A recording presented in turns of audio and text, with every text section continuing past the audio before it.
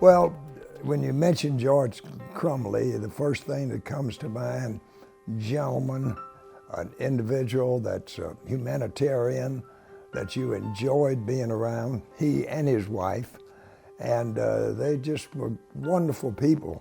And George was the one that started the Peach Bowl. It started with, George, first off, starting the game. It took 3 times.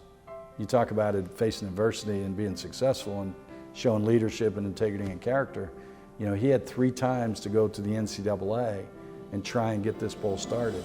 And in 1968, we became the 9th bowl game created, and now part of the New Year's Six, hosting this year the national semifinals with either number 1 against number 4 or number 2 against number 3, and have hosted national championship game here. So all that is not done without George Crumley and his foresight and his facing adversity, fighting through adversity to make sure that the Peach Bowl got created. Well, George would be very proud, and would be proud of the fact that Gary Stilken took it from George and elevated it to what it is today. Without George, I'm not in the position I'm in, right? Because he created the Peach Bowl and created it to give back. I know that George loved that, and he would love knowing that an award named after him is going to somebody who he really respected in Vince Dooley, and knew Vince, obviously, from starting the bowl game in 1968. And so I know that George has a smile up in heaven on what's happening tonight with Coach Dooley. No individual has made a bigger impact on Georgia football in the 20th century than Vince Dooley. In 1964, he took over the program and would lead the University of Georgia for the next quarter century. In that time, he turned the Bulldogs into one of the nation's elite football powers. In 1980, he was named National Coach of the Year, and the Bulldogs won their first consensus national title behind a perfect 12-0 record.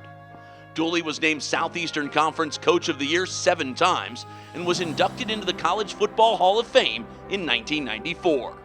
He guided the Bulldogs to 201 victories, 6 SEC titles, and 20 bowl appearances. He coached 40 first-team All-Americans and a Heisman, Outland, and Maxwell Trophy Award winner. In 1979, he was named athletic director.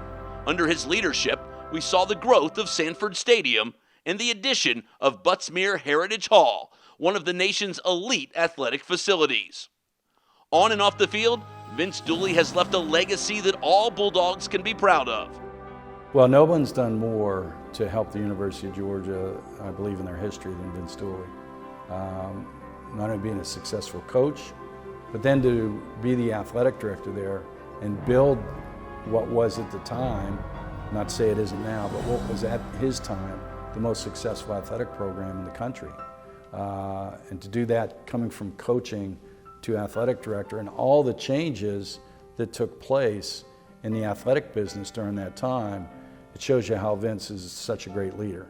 He has continued to give back to his community, and that is why he is the 2019 recipient of the George Crumley Vision for the Future Award.